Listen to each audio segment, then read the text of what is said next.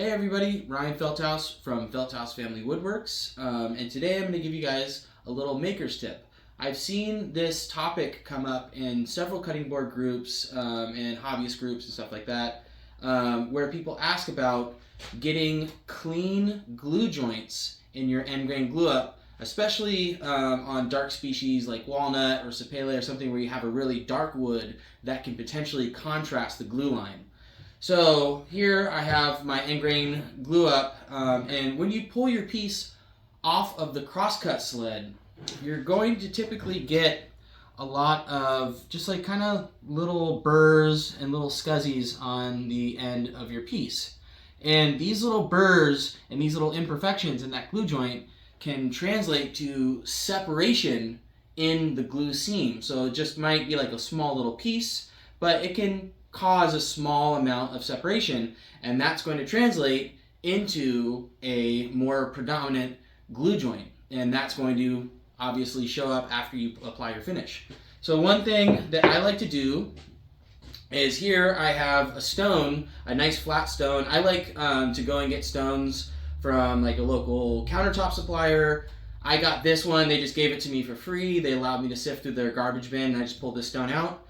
And I glued a few different grits onto it, and I use this for all types of different applications in the shop, but I also use it to clean up the glue joints for my end grain glue ups. So what I'll do is I'll just take my piece, here I got some 120, and I'll just run it back and forth. You don't need to go a lot, just enough,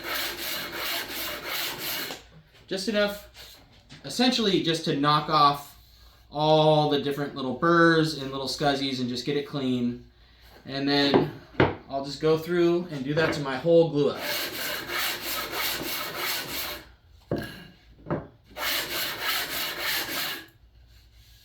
See, this one still feels a little bit. So boom, so now I just hit that real quick, and you can see, even just with hand pressure, how much cleaner that glue joint is.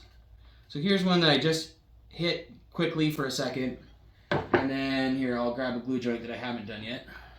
And here you go, here you can see, here's one that I hadn't hit yet. You can see how those little burrs are creating a small void. So this is a great technique to practice when you're going to do your end grain glue ups.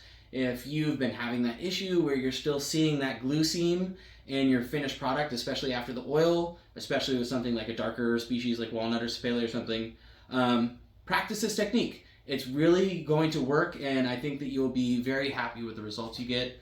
Yeah, if you have any questions or comments, please leave them in the comments, or you can write me personally, and I'll do my best to answer everyone. All right, you guys, work safe, and have a good one.